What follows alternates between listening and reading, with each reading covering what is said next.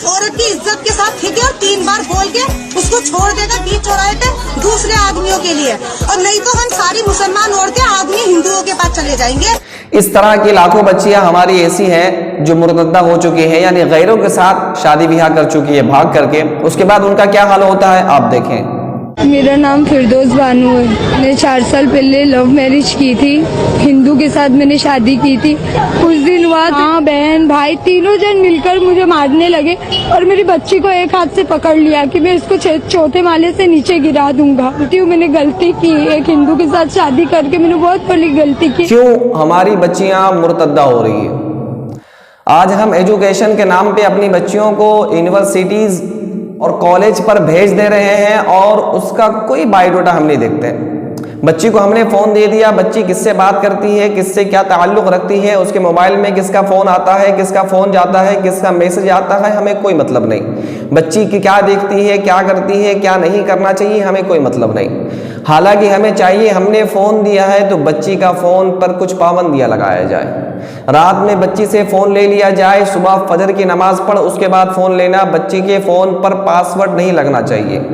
बच्ची के फ़ोन पर किसका मैसेज आता है, किसका कॉल आता है, किसका क्या आता है, बच्ची के फ़ोन पर कितने नंबर्स हैं, सबका डिटेल पता होना चाहिए।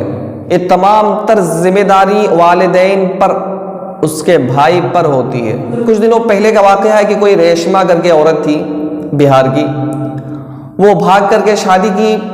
भाग करके शादी करने के बाद उसका हाल क्या हुआ कि उसके शौहर बहुत मारता पीटता था, शराब पीता था, वो तमाम चीज़ों को झेल लेती थी। लेकिन हद तो यहाँ हो गई कि उसके शौहर ने कहा कि मेरे जीजे के साथ तू रात बिता। अस्तगफिरुल्लाह। हमारा हाल तो ये है साहब कि हमने बच्ची को फ़ोन पकड़ा दिया। फ़ोन पकड़ाने के बाद बच्ची अलग रूम में सो रही, हम अलग रूम में सो रहे हैं। हमें पता ही नहीं, 2-4 साल 5 साल गुजर गए। 5 साल के बाद हमें पता चल रहा है कि हमारी बच्ची किसी और के साथ बात कर रही है, गैर मुस्लिम है। अब हमारी गैरत ईमानी जागी कब कि भाई मुआशरे में तो थू होगी, लोग सुनेंगे तो क्या कहेंगे। तब हम गए बच्ची के पास गिड़गिड़ाते हुए, अस्तगफिरुल्लाह, अरे तुम क्या कर रही हो, तुम मुसलमान हो, तुमको पता है तुम गैर से ऐसा ताल्लुक कैसे रख सकती हो, तुम मेरी बेटी हो। आप मुझे बतलाएं, जब बच्ची 22 साल 24 साल की हो गई तब आपको पता चल रहा है वो आपकी बेटी है।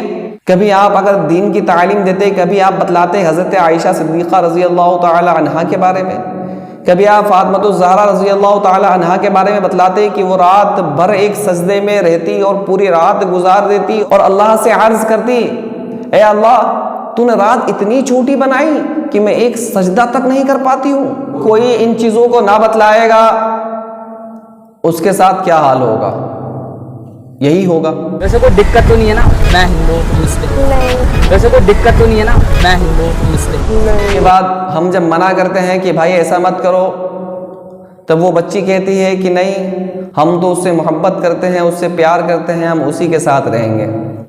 आखिर में नतीजा क्या निकलता है? बच्ची सोचती है कि हमारे वालिदैन तो हम पर बहुत जोर डाल रहे हैं, भाग लिया जाए। बच्ची भाग जाती है। हिंदू के साथ मैंने शादी की थी तो 3 साल तक मैंने अपने घर वालों को नहीं बताया। ये मुझे बहुत मारता था, बहुत टॉर्चर करता था। तू जा यहाँ से, तुम्हारे में 3 बार बोलने में तलाक हो जाता है, तो मैं तुझे तलाक देता हूँ, अब तू यहाँ से निकल जा, मुझे लड़की नहीं चाहिए थी, तुमने लड़की क्यों पैदा की, ऐसा वैसा। ये प्रेशर अगर हम उससे बनाते बचपन से दीनी तालीम देते, कुछ रुकावटें डालते, तो आज यहाँ तक नौबत नहीं आती। और एक बात हमारी बच्चियों के मुर्तद्दा होने में और एक बात है कि हमारी बच्चियों की शादी ब्याह बड़ा ही खुराफात हो गया है कि बगैर 2-4 लाख 6 लाख 10 लाख 15 लाख से कम तो शादी होगी ही नहीं। जहेज अलग, शादी ब्याह के खुराफात अलग, डीजे तो अलग। अस्तगफिरुल्लाह, अल्लाह बचाए। अल्लाह के नबी सल्लल्लाहु अलैहि वसल्लम ने क्या फरमाया कि शादी को आसान करो, शादी को आसान करो और वलीमा करो। लेकिन हमारा हाल क्या है, शादी को मुश्किल करते हैं और वलीमा नहीं करते हैं। अस्तगफिरुल्लाह। जिस बच्चे की शादी ब्याह नहीं होंगी और कॉलेज और यूनिवर्सिटीज़ में पढ़ेंगे, 26-28 साल की एज हो जाए, मुझे आप बतलाएं क्या वो किसी और के साथ, किसी गैर के साथ ताल्लुक़ कायम नहीं करेंगी?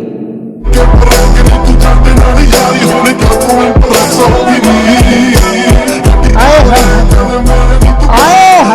آج کے زمانے میں 99% لوگ آپ کو ملیں گے جو غیر کے ساتھ تعلق قائم کرتے ہیں۔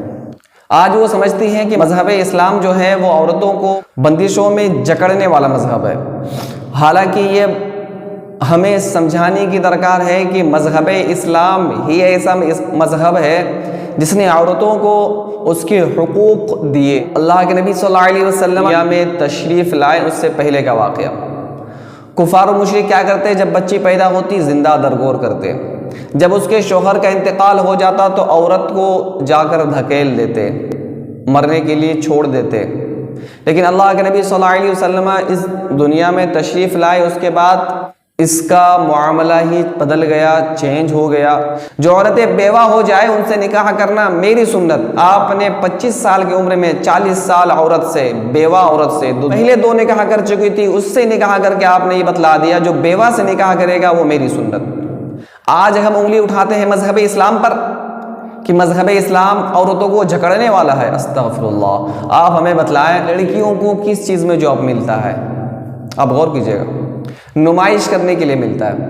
ہوٹل میں جائیں گے ریسیپشن کی نوکری ملتی ہے، مال میں جائیں گے ریسیپشن کی نوکری ملتی ہے، ایروپلین میں آپ چڑھیں گے سرف کرنے کا نوکری ملتی ہے، ہاسپٹل میں جائیں گے نرس کی نوکری ملتی ہے۔ یہ سب نوکریاں ایسی ہیں جو صرف خرافات ہے، خرافات۔ یہ نوکریاں ایسی ہیں جو عورتوں کو نمائش کرنے پر آمادہ کرتی ہے، اور عورتوں کو رکھا ہی اس لیے جاتا ہے نمونہ بنا کر کے تاکہ لوگ اٹریکشن ہو اور زیادہ ان کے قریب آئیں، اسی وجہ سے ان کو رکھا جاتا ہے۔ باقی عورتیں سوچتی ہیں کہ ہمیں نوکری مل گئی۔ استغفر اللہ۔ چلیے کافی ساری باتیں تھی، پھر انشاءاللہ تعالیٰ پھر ملاقات ہوگی۔ یہ کافی دردناک بات تھی کہ ہمیں کافی ساری باتیں ایسے پتہ چلی ہے کہ ہماری لاکھوں بچیاں، کچھ تو واقعات ایسے پتہ چلے ہیں کہ جو شادی شدہ ہے 2 بچیوں کی ماں ہے، 2 بچوں کی ماں، اس کے باوجود کسی غیر مسلم کے ساتھ بھاگ گئی۔ استغفر اللہ۔ 2 بچی کی ماں اور غیر کے ساتھ بھاگ گئی، آخر کیوں؟ 2-4 دن ہوا، 10 دن ہوا، سال بھر گزرا، اس کے بعد پتا چل رہا ہے کہ رو رہی ہے، گڑ گڑا رہی ہے کہ ہم گھر واپس آنا چاہتے ہیں۔ بھائی کیوں؟ بھاگ کے تو گئی تھی۔